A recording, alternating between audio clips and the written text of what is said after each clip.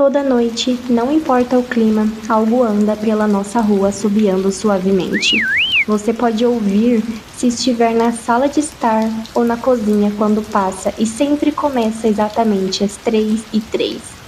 O som começa fraco em algum lugar perto do início da rua, perto da casa dos Carson. Estamos na metade da rua, então o assobio passa por nós antes de desaparecer no beco sem saída. Quando eu era mais novo, minha irmã e eu costumávamos nos esgueirar até a cozinha em algumas noites para ouvir. Mamãe e papai não gostavam disso e teríamos problemas se nos pegassem lá fora. Mas eles nunca foram muito duros conosco, pois sempre seguimos a única grande regra: não tente olhar para o que está assobiando. Meu bairro é um lugar engraçado. Eu moro aqui desde os 6 anos e adoro. As casas são pequenas, mas bem cuidadas. Os quintais são de bom tamanho. Há muitos lugares para explorar. Existem muitas outras crianças da minha idade aqui. Eu completei 13 anos em outubro. Crescemos juntos e sempre brincávamos no beco sem saída ou dávamos volta de varanda em varanda no verão. Este foi um bom lugar para crescer. Sou velho o suficiente para perceber isso. E só existe 2 coisas estranhas aqui: o assobio noturno e a boa sorte. O assobio nunca me incomodou muito. Como eu disse, eu nem conseguia ouvi-lo do meu quarto, mas a mamãe e o papai não gostavam de falar sobre isso. Então parei de fazer perguntas. Meu pai é um cara forte, alto e calmo. Ele tem um sotaque desde que se mudou para os Estados Unidos quando eu era criança. Sua família, meus avós, são das ilhas. É assim que eles chamam. Meu pai, a única vez que ele não fica calmo é quando o assobio aparece.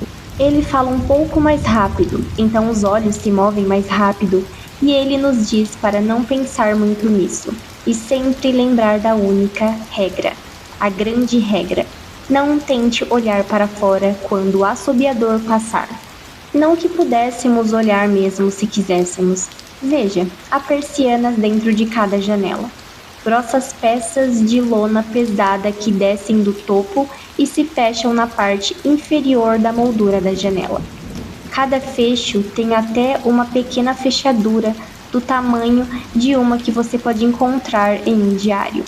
Meu pai trava essas persianas todas as noites antes de irmos dormir e mantém a chave no quarto dele. Bom, minha mãe, não sei o que ela pensa sobre o assobio. Eu a vi na sala de estar antes das 3h03, quando o som começa. Eu poderia vê-la se abrisse a porta só um pouquinho para espiar. Ela não está lá com frequência, pelo menos eu não a peguei muito, mas 1 ou 2 vezes por mês. Acho que ela fica lá, no nosso grande sofá vermelho, só ouvindo. O assobiador tem a mesma melodia todas as noites. É alegre. Lembra como eu disse que existe 2 coisas estranhas sobre onde eu moro? Bem, além do nosso assobiador noturno, todo mundo no bairro tem muita sorte. É difícil de explicar e papai também não gosta que falamos muito sobre essa parte. Mas coisas boas parecem acontecer muito com as pessoas por aqui. Geralmente são pequenas coisas: ganhar um concurso de rádio ou conseguir uma pequena promoção no trabalho. Ou encontrar algumas pontas de flechas enterradas no quintal. Você sabe, do tipo autêntico que vale muito dinheiro. O clima é muito bom e não há crime. E os jardins de todo mundo florescem mais brilhantes no outono. 1 milhão de pequenas bênçãos. Eu ouvi minha mãe dizer sobre viver aqui. Mas a principal razão pela qual ficamos aqui, porque nós nos mudamos para cá em primeiro lugar, é a minha irmã Nola. Ela cresceu muito doente, algo nos seus pulmões. Não conseguimos nem trazê-la para casa quando ela nasceu, só podíamos visitá-la no hospital. Ela era tão pequena, eu me lembro, pequena mesmo em comparação com os outros bebês. Uma máquina tinha que respirar por ela. Nós nos mudamos para nossa casa aqui para ficar mais perto do hospital. Assim que nos mudamos para cá, Nola começou a melhorar. Os médicos não conseguiam descobrir o que era. Eles atribuíram aquilo que estavam fazendo, mas todos nós podíamos perceber que eles estavam confusos. Mas meus pais sabiam. Até eu sabia que a melhora da Nola era apenas mais uma das milhões de pequenas bênçãos que recebemos por viver em nosso bairro. Então é por isso que ficamos, mesmo depois de descobrirmos que para cada pequeno milagre que acontece aqui todos os dias, de vez em quando, algumas coisas ruins acontecem. Mas elas só acontecem se você procura pelo assobiador. Veja, o bairro tem um comitê de boas-vindas. Eles aparecem com um prato de macarrão e uma cesta de presentes, e um envelope Manila sempre que alguém novo se muda. Eles são muito amigáveis. 4 pessoas apareceram quando nós nos mudamos há 7 anos. O comitê fez pequenas conversas, me deu uma barra de Snickers e revezaram-se segurando a Nola. Era sua primeira semana fora do hospital, então eles foram muito cuidadosos. Depois, o comitê pediu para falar com os meus pais em particular, então fui mandado para o meu quarto, onde consegui ouvir quase todas as palavras. O comitê de boas-vindas contou aos meus pais sobre como o bairro era agradável. Realmente excepcional. Aquele tipo de agradável difícil de explicar. E então contaram aos meus pais sobre o assobio. Ainda mais difícil de explicar que acontecia todas as madrugadas às 3h03 e terminava às 3h05. O grupo, nossos novos vizinhos, avisou meus pais que o assobio era silencioso. Nunca nos machucaria nem feriria, desde que não olhássemos para o que estava fazendo o som. Essa parte eles enfatizaram e eu pressionava os ouvidos contra a porta tentando ouvir. Pessoas que procuravam o assobiador tinham sua sorte mudada, às vezes tragicamente. Uma nuvem negra pairava sobre qualquer um que olhasse. Qualquer coisa que pudesse dar errado, daria. O envelope Manila que o comitê trouxe continha recortes de jornal, histórias sobre acidentes de carro e vidas arruinadas, mortes publicadas e acidentes bizarros. Nem todo mundo morreu. Eu ouvi o chefe do comitê dizer ao meu pai, mas a vida sai deles. Mesmo se viverem, não há mais luz neles, nunca mais. Nenhuma presença. Minha mãe, eu podia perceber que ela não estava levando tudo aquilo a sério. Ela continuava perguntando se era alguma brincadeira que eles faziam com os novos vizinhos. Em um momento, minha mãe ficou irritada, acusou o comitê de tentar nos assustar para sairmos da nossa nova casa. Meu pai a acalmou, dizendo que podia perceber que nossos novos vizinhos eram sinceros e só estavam tentando nos ajudar. Ele explicou que cresceu ouvindo essas histórias da sua mãe e que sabia que havia coisas estranhas que andavam entre nós. Algumas dessas coisas estranhas eram boas e algumas eram ruins, mas a maioria era apenas diferente. Depois que o comitê saiu, papai foi até a loja de materiais de construção, comprou as persianas de lona, os fechos e as fechaduras e a instalou em todas as janelas da casa depois do jantar. Naquela primeira noite em nossa nova casa, eu saí do meu quarto às 3 da manhã, apenas para encontrar meu pai acordado sentado no sofá da sala, segurando minha irmãzinha. Meu pai levantou o dedo em um gesto de silêncio, mas fez sinal para eu sentar ao seu lado. Eu me sentei e nós esperamos. Exatamente às 3h03 ouvimos o assobio. Veio e foi como nossos vizinhos disseram. O assobio retornava todas as noites e nunca olhávamos e desfrutávamos de nossas milhões de pequenas bênçãos todos os dias. Nola respirava sozinha e ela se tornou uma menina forte e inteligente. Meu pai até se juntou ao comitê de boas-vindas. Não recebemos novos vizinhos com frequência, porque alguém iria querer ir embora. Mas quando uma nova família se mudou, meu pai e o comitê levaram para eles macarrão, uma cesta de presentes e um envelope Manila. Eu sempre consigo perceber pelo olhar no rosto do meu pai quando ele volta, se a família levou o comitê a sério ou se teremos novos vizinhos novamente muito em breve. Não faz muito tempo, uma família se mudou diretamente ao lado de nós. A proprietária anterior, a senhora Mad, Faleceu aos 105 anos. Ela havia vivido uma vida muito boa e muito longa. Nossos novos vizinhos pareciam se encaixar perfeitamente. Eles acreditavam no comitê de boas-vindas. Aceitaram o conselho do meu pai sobre as persianas trancadas, já que eles tinham uma criança pequena. Quaisquer que fossem os recortes de jornal naquele envelope manila, qualquer que fosse a evidência, meu pai nunca nos deixou ver. Mas eu imagino que deveria ser terrivelmente convincente, já que nossos vizinhos se deram bem sem problemas durante o primeiro mês. Uma noite, quando nossos vizinhos precisaram sair da cidade, enviaram seu filho, o Holden, para ficar conosco. Ele tinha 12 anos, um ano a menos que eu na escola. Eu não conhecia bem antes daquela noite, mas assim que seus pais o deixaram após o jantar, eu percebi que seria uma má experiência.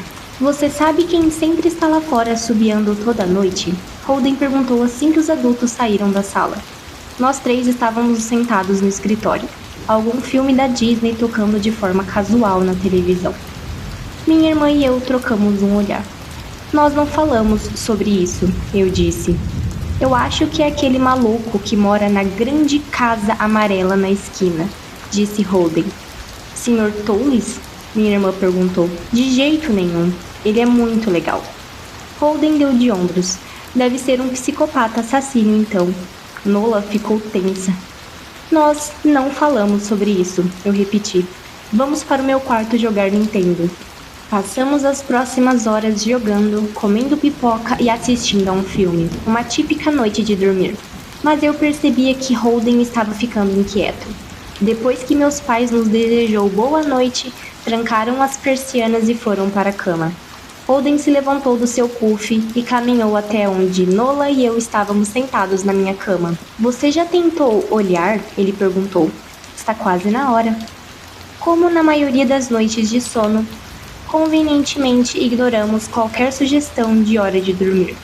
Eu fiquei chocado ao ver que ele estava certo. Já era quase 3 da manhã. Eu suspirei. Nós não... Veja, eu não posso. Não posso nem tentar olhar porque meu pai tranca as persianas todas as noites e esconde a chave. Ele continuou, me ignorando. Então, nosso pai faz isso também, disse Nola. Não, respondeu Holden. Não, ele não faz. Você ouviu fazer isso? Eu disse um pouco mais áspero do que pretendia. Holden sorriu. Seu pai fecha as persianas, sim, mas ele não esconde a chave. Ele a mantém bem na sua corrente de chaves normal. E daí? Eu perguntei, preocupado que eu já soubesse o que ele diria a seguir, porque eu tinha notado que meu pai não se preocupava mais em esconder a chave depois de todos esses anos, porque ele sabia que nós levávamos isso a sério. Então, depois que seu pai trancou, mas antes de seu pai ir para a cama, eu fui ao banheiro. E no caminho, talvez eu tenha espiado o quarto deles. E talvez eu tenha visto a corrente de chaves do seu pai em sua mesinha de cabeceira. E talvez eu tenha ido e pegado a chave das persianas. Nola e eu o encaramos. E o seu sorriso só aumentou. Você está mentindo, eu disse. Holden deu de ombros. Você pode verificar se quiser. É só abrir a porta do quarto dos seus pais e olhar. Você verá a corrente de chaves bem lá em cima da mesa de cabeceira. Fique aqui, eu disse aos dois. Não mova um músculo. Corri até o quarto dos meus pais, mas hesitei na porta. Se Holden não estava mentindo, meu pai ficaria bravo. Além de bravo, eu estava com medo só de pensar nisso. Mas medo de uma janela aberta com um assobiador logo do lado de fora. Eu abri a porta. Mal um dedo, e olhei, mas estava escuro demais para ver. Respirei fundo e entrei no quarto. 2 passos no escuro e congelei. O assobio começou, e eu podia ouvi-lo claramente do quarto dos meus pais. Eu nunca percebi, mas eles devem ter ouvido o som todas as noites desde que nós nos mudamos para essa casa. Eles nunca nos contaram, e eu não acho que eu conseguiria dormir com isso. Fiquei lá, ouvindo o assobio se aproximar, sem saber se deveria acender a luz ou chamar meu pai. Sons suaves da sala de estar me trouxeram de volta à realidade. Nola! Eu gritei, correndo para fora do quarto dos meus pais. Holden e Nola estavam parados perto da porta da frente, ao lado de uma janela. Holden não estava mentindo. Eu podia vê-lo mexendo com o fecho de uma das persianas. Eu ouvi um clique. Ele realmente tinha a chave. Holden soltou uma risada rápida. Nola estava ao lado dele, encolhida, com medo, mas talvez curiosa. O assobio estava bem do lado de fora da nossa casa agora. Eu acho que fiz um som, chamei, não consigo me lembrar. O tempo parecia congelado. Os ponteiros do relógio estavam presos ao mostrador, mas eu me vi em movimento. Não sou rápido, mas alguma coisa, porém, me fez cobrir o espaço entre eu e Nola em um instante. Meus olhos estavam fixos nela, mas eu ouvi Holden puxando a persiana para baixo, para que ela pudesse se soltar. Eu ouvi um estalo dela começando a se levantar, e ouvi o assobio logo do outro lado da janela. Mas eu tinha meus braços em volta da Nola. Eu a virei para que ela ficasse de costas para a janela. Ao mesmo tempo, fechei os olhos com força e a persiana se abriu. O assobio parou. Eu senti Nola tremendo em meus braços. Não olhe, tudo bem? Eu disse para ela, não se vire. Estávamos posicionados de modo que ela estava voltada para o corredor e eu estava de frente para a janela. Meus olhos ainda estavam fechados. Eu a sentia acenar no meu ombro. Estendi a mão com o braço livre e tentei alcançar Holden. Minha mão roçou seu braço. Ele estava tremendo mais que a Nola. Holden? Eu perguntei. Apenas silêncio. Passei por ele e cuidadosamente toquei a janela. Meus olhos ainda estavam fechados. O vidro estava frio contra a ponta dos meus dedos, mais frio do que deveria estar naquela época do ano. Eu movi a mão pela janela, procurando a corda da persiana. O vidro começou a esquentar quanto mais eu estendia a mão, e havia um suave zumbido voltando para a ponta dos meus dedos. Eu tentei não pensar sobre o que poderia estar do outro lado da janela. Finalmente toquei a cortina e puxei a persiana para baixo. Eu abri meus olhos, a luz tênue vazando da cozinha. Eu podia ver Holden. Ele estava pálido e pequeno, olhando para a janela, agora fechada. Holden? Eu perguntei novamente. Ele se virou para mim e começou a gritar. Tudo se tornou uma confusão de movimentos. Luzes começaram a acender no corredor, depois na sala de estar. Passos dos meus pais ecoaram pelo piso de madeira. Eu não me virei para olhar para eles, mas meus olhos estavam colados em Holden. Ele estava pálido, mordeu o lábio tão forte que havia uma linha fina de sangue escorrendo pelo seu queixo. E ele tinha se molhado. O que aconteceu? Meu pai perguntou atrás de mim. Eu consegui me desviar de Holden e olhar para trás. Ele olhou. Eu nunca tinha visto meu pai com medo antes, mas vi naquela noite, naquele momento, um terror velho e feio espantado em seu rosto. O medo de meu pai. Somente Holden? Ele sinalizou para mim. Eu assenti que sim. Meu pai soltou um suspiro. Ele parecia tão aliviado que praticamente esperava que ele fosse comemorar. Mas então se virou para Holden e a expressão do meu pai mudou. Eu me perguntei se ele se sentia mal por se sentir bem, por Holden ser o único que olhou. Houve uma batida na porta. Nós congelamos. Holden choramingou. Não responda, minha mãe disse. Ela se posicionou na entrada do corredor. Sempre pensei que ela fosse uma cética e apenas apoiava meu pai sobre as janelas e o assobiador. Mas naquela noite todos nós éramos crentes. Notei que ambos os meus pais seguravam tacos de beisebol, que deveriam ter pego do quarto deles. O golpe veio novamente, um pouco mais forte dessa vez. Por favor, não abra a porta, Holden sussurrou. Meu pai foi até ele e abraçou ele apertado. Não vamos, meu pai prometeu, ainda segurando seu bastão. Nada vai entrar aqui essa noite. Desta vez a batida veio forte o suficiente para fazer a porta tremer. Holden gritou novamente, e Nola segurou os braços ao redor do meu pescoço. Minha mãe se aproximou e se ajoelhou ao redor de nós, envolvendo minha irmã e eu próximos a ela. A batida veio novamente. Chame a polícia, minha mãe sussurrou para o meu pai. A batida instantaneamente parou. Meu pai olhou por cima do ombro de nós. Você acha... Ele foi interrompido por uma batida frenética que se transformou em uma batida educada. Polícia! Algo disse do outro lado da porta. A voz, do lado de fora, soava exatamente como a minha mãe. como um papagaio repetindo as palavras de volta para ela. Polícia, chame a polícia! Polícia, chame a polícia! Minha mãe nos puxou para perto. Polícia, polícia, polícia! Por favor, pare! Eu ouvi ela sussurrar. Não acho que ligar para eles ajude, meu pai disse. Como saberemos se são eles na porta? A batida voltou mais forte do que antes. A porta tremeu, então parou. Após um longo momento, eu ouvi a batida novamente, mas estava vindo da nossa porta dos fundos.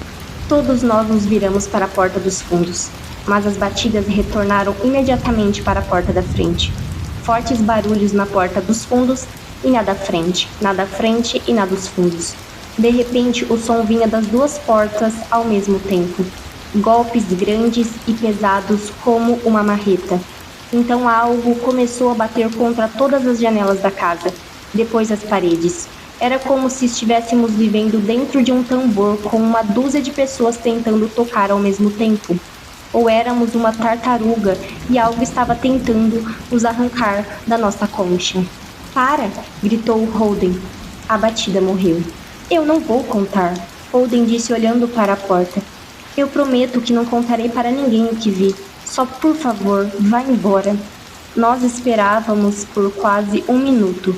Então ouvimos um suave toque-toque vindo da janela pelo qual Holden tinha espiado anteriormente.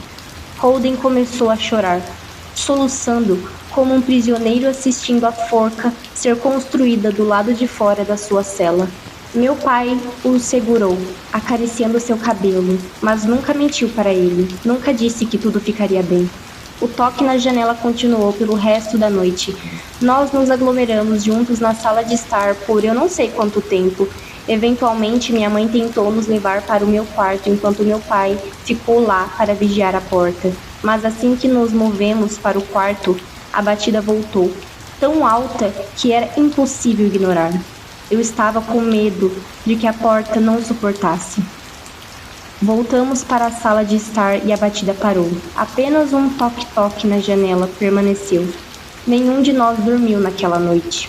O toque parou por volta das 7 horas da manhã. Essa é a época em que o sol nasce aqui. Esperamos mais 2 horas antes que meu pai abrisse as persianas de uma janela.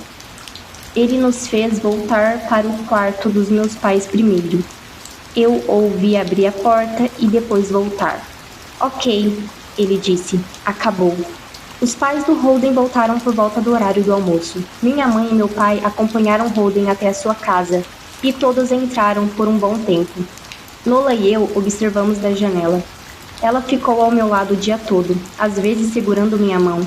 Quando meus pais voltaram, pareciam sérios, mas eles não falaram o que disseram para a família do Holden. Era um domingo, então todos nós passamos o dia juntos. Pedimos pizza e assistimos a um filme.